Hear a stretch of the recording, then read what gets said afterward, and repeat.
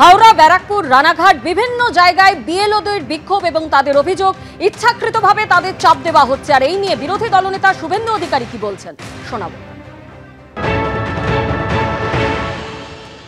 রাজ্য সরকার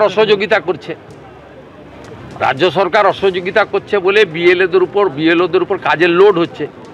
এক একটা এন্ট্রি করতে 20 মিনিট সময় লাগে। রাজ্য সরকার এসআইআর এর বিরোধী। যে কাজটা আপনার বিহারে 4 মাসের জন্য 1000 ডাটা এন্ট্রি অপারেটর নিয়েছিল নীতিশ কুমারজির সরকার, 4 মাসের জন্য কন্ট্রাকচুয়াল। এখানে ইলেকশন কমিশন থেকে অনেক আগে প্রপোজাল পাঠালেও মমতা ব্যানার্জির নির্দেশে অর্থ দপ্তর মঞ্জুরি দেয়নি ডাটা এন্ট্রি অপারেটরদের জন্য। তার জন্য বিএলওরা অসুবিধায় পড়ছে।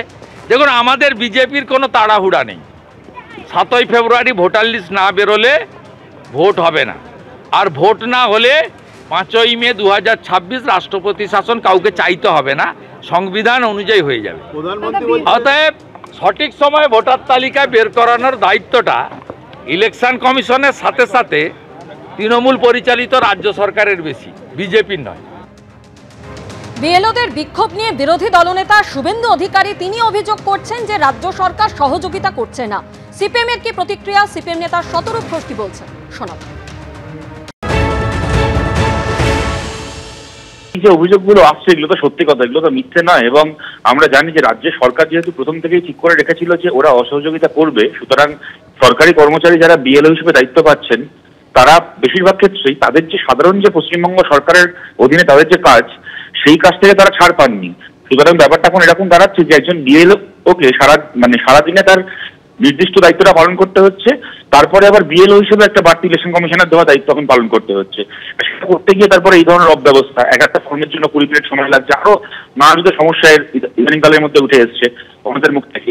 আলটিমেটলি পরিস্থিতিটা এখন দাঁড়াচ্ছে যে কার্যত বিএলওরা এবার যেহেতু নির্দিষ্ট সময়ের মধ্যে তাদেরকে জমা দিতে হবে, সুতরাং ঘরে বসে তারা রিপোর্ট তৈরি করবে। পাল্টা জবাব দিয়েছে তৃণমূলও। দেবাংশু ভট্টাচার্য কি বলছেন শুনুন। দেশের মানুষকে তো গিনিপিগ নরেন্দ্র মোদী এবং তার কোম্পানি বহুদিন ধরেই ভাবছে। এবং যখন নির্বাচন কমিশন এত বড় একটা জিনিস নামালো, তৃণমূল কংগ্রেস প্রথম রাজনৈতিক দল ছিল যারা বক্তব্য রেখেছিল যে 2002-তে যদি 2 বছর লাগে এটা কমপ্লিট করতে, 2 মাসের মধ্যে আজকের দিনে কি করে করবেন। তখন এই নির্বাচন কমিশন এবং বিজেপির লোকেরা কি বললো, টেকনোলজির অ্যাডভান্সমেন্ট হয়েছে, কোনো অসুবিধা হবে না। এমনকি বাংলায় যখন ঘোষণা করা হলো আরো বাকি কয়েকটা রাজ্যের সঙ্গে, তখন কি বললো নির্বাচন কমিশন, বিহারের ভুল চুক থেকে আমরা শিক্ষা নিয়েছি। এই শিক্ষাই কি তারা নিয়েছিলেন? যেখানে আজকে 20 মিনিট লাগছে, মানুষগুলোর উপরে এতটা প্রেসার পড়ছে, এবং যে টাইম বাউন্ড টাইম যে 2 মাসের মধ্যে কমপ্লিট করতে হবে, এটা সম্ভব? ফলে আলটিমেটলি বাংলার মানুষ সবটাই দেখছেন যে মানুষগুলোর উপরে চাপ যাচ্ছে, আলটিমেটলি তার এফেক্টটা না বাংলার মানুষের উপর পড়ে। কারণ একজনকে টাইম বাউন্ড টাইমের মধ্যে যদি কাজ শেষ করতে হয়, যদি 5টা ডকুমেন্টের জায়গায় 2টো তারা কালেক্ট করেন আর 3টে কালেক্ট করতে না পারেন, এই প্রেসারে পড়ে আলটিমেটলি কিন্তু সাফারার হবেন আলটিমেটলি সাধারণ গ্রামের মানুষ, সাধারণ বাংলার মানুষ। গুজরাটে বসে ওরা বসে মজা দেখবে। ফলে এইটা নিয়ে আমাদের আন্দোলন ছিল, আজও বজায় আছে। ভোট হওয়া উচিত ব্যালটে, বুলেটের মাধ্যমে নয়। রাজ্যের মানুষ এসআইআর নিয়ে বিভ্রান্ত, তাদের বিষয়টা বোঝাতে হবে। এসআইআর একটি নতুন পদ্ধতি, সুষ্ঠু ও অবাধ নির্বাচনের জন্য এসআইআর প্রয়োজন। বিহার যেটা প্রমাণ করেছে। আমি নিশ্চিত এ রাজ্যের মানুষও এসআইআর কে গ্রহণ করবেন, বললেন রাজ্যপাল CV Ananda Bose. Before election, certainly violence has to be curbed. Corruption has to go from the electioneering process. This state will come back to its original glory only if the canker, that is corruption and violence, are rooted out, and it should be rooted out immediately. Otherwise, we cannot have free and fair elections in the state. And that is why the Election Commission is taking all steps to see that election is conducted in the state in a free and fair manner. In West Bengal, election should be based on ballot, not bullet. That is a transition which is required urgently in the state. Any type of violence, whatever be the reason, is to be curbed with an iron hand. That is what is required in Bengal today. If people are confused, we should convince them that SIR is a due process which is required to clean up the election process and to ensure that free and fair elections take place. Bihar has proved it. I am sure the people of Bengal will also accept it. উত্তরে শিলিগুড়ি থেকে দক্ষিণবঙ্গে হাওড়া দিকে দিকে বিএলওদের বিক্ষোভ। কি কারণে তারা বিক্ষোভ দেখাচ্ছে সেই ছবি এবার আপনাদের সামনে তুলে ধরছি।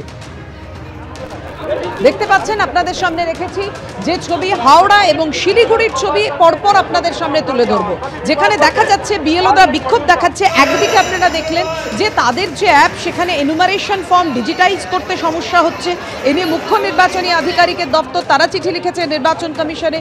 অন্যদিকে হাওড়ায় ঠিক বিএলওরা কি অভিযোগ জানাচ্ছেন, কি নিয়ে বিক্ষোভ, আমাদের সঙ্গে রয়েছেন আমাদের প্রতিনিধি সনদ ঝা। জানাও সনদ। হ্যাঁ, দেখো, যেটা হচ্ছে যে শিলিগুড়ি দীনবন্ধু মঞ্চে আজকে বিএলওদের একটা প্রশিক্ষণ শিবির ছিল এবং সেই প্রশিক্ষণ শিবিরের শুরুতেই কিন্তু বিএলওদের একাংশ যারা অভিযোগ তবে যে এইরকম ভাবে যেভাবে আজকে বিএলওরা কাজ করছে তাতে করে কোনোভাবে সময় যথেষ্ট নয় এবং তাদেরকে আবার যে ডেটাগুলো তারা কালেকশন করছেন সে সমস্ত ডেটা তাদেরকেই কিন্তু আপলোড করতে হবে এবং এর প্রতিবাদেই যারা এমন বিক্ষোভ দেখান যে নির্বাচন কমিশন আধিকারিকরা কিন্তু বিক্ষোভের ফলে এই যে প্রশিক্ষণ সেটা বন্ধ করে দিতে বাধ্য হন, তারা চলে যান এবং বিশেষ করে বিএলও এই যে একাংশ বিএলওদের যে যুক্তি ছিল যে এই সমস্ত কাজ অর্থাৎ বাড়ি বাড়ি গিয়ে তার এই সমস্ত ডেটা সংগ্রহ করে সেই ডেটা মোবাইলে আবার আপলোড করা যে সময় বলা হচ্ছে সেই সময়ের মতো সম্ভব নয়।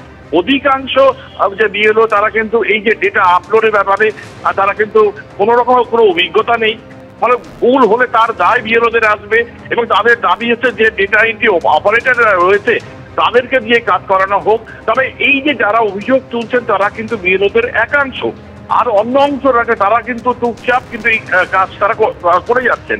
ফলে প্রশ্ন উঠছে যে এই যে বিএলওরা আপত্তি তুলছেন কেন, যে এই যে আপলোডের যে বিষয়টি যে মোবাইলে তারা করছে সেই মোবাইলটা কিন্তু প্রথমে তারা কিন্তু কিউআর কোড স্ক্যান করছেন এবং আপলোড করার কথা তাদেরই। স্বাভাবিকভাবে আপত্তির প্রশ্নটাও কিন্তু একটা দোয়াশা রয়েছে। তবে এই বিক্ষোভের জেরে আজকে কিন্তু প্রশিক্ষণ পুরোপুরি বন্ধ হয়ে গেছে। ধন্যবাদ তোমায়। অর্থাৎ আপনারা শুনলেন শিলিগুড়িতে বিএলওদের বিক্ষোভ যে মূলত যে কারণগুলোতে, এক অতিরিক্ত কাজের চাপ, দুই ডেটা আপলোড নিয়ে তাদের যে অতিরিক্ত যে প্রশিক্ষণ দেওয়া হচ্ছিল সেখানেও সমস্যা হচ্ছে, যে কারণে বিএলওরা বিক্ষোভ দেখান এবং তারা তাদের দাবি তুলে ধরে। আমরা মানুষ থেকে মানুষের মধ্যে থেকে নিজেদের ফ্যামিলিকে ঠিক রেখে নিজেদের স্কুলের পরীক্ষা বাকি বাচ্চাদের পড়ানো এই কাজগুলো ঠিক রেখে যতটা করতে পারছি 1000% দিচ্ছি আমরা প্রত্যেকটা বিএলও, শুধু আমি একা নই, প্রত্যেকে। এবার ওনার টোটাল কাজটা করতে যথেষ্ট ভালো পরিস্থিতির সম্মুখীন হয়েছে, কিন্তু আমরা ম্যাক্সিমাম 95% বিএলও কিন্তু আমরা প্রত্যেক দিন নানা চাপের মধ্যে দিয়ে আজকে ডেলি টার্গেট বেঁধে দেওয়া হচ্ছে, আজকে 100 করতে হবে, আজকে 200 করতে হবে, পুরোটাকে 0 দেখিয়ে দিতে হবে, পুরোটাকে ডিস্ট্রিবিউটেড দেখিয়ে দিতে হবে। এই জিনিসগুলো কিন্তু আনএথিক্যাল। আমরা কিন্তু প্রফেশনের টিচার, এই আনএথিক্যাল জিনিসগুলোকে আমরা কোনোভাবেই মেনে নিতে পারবো না। আমরা চাইছি ফর্মটাকে দিয়েছি যেরকম ভাবে ডিস্ট্রিবিউট যেরকম করেছি ঠিক সেইভাবে আমরা রিসিভ করবো, এবার রিসিভভাবে কাজটা করবো, আমরা নির্ভুল করবো। আমাদের কিন্তু এই 10টা দিন আমাদের শরীরের ওপর যেভাবে গেছে, একটা মানুষ, আমরা তো মানুষ, আমরা তো মেশিন নই, আমরা তো মানুষ। আমাদের যে কাজটা যাচ্ছে আমাদের কিন্তু কাজের কিন্তু লিমিট আছে। আমরা কিন্তু সবাই কিন্তু নিজেদের শরীর স্বাস্থ্যকে সব ভুলে গেছি, নিজেদের সংসারে কাজকর্ম ভুলে গেছি, কারণ আমাদের এই কাজটা আমরা যখন মাথায় নিয়েছি, আমাদের কাজটাকে যখন আমাদের মাথায় নিয়ে কাজটা করতেই হবে, সেই কারণে ডাটা এন্ট্রি আমাদের পক্ষে সম্ভব না।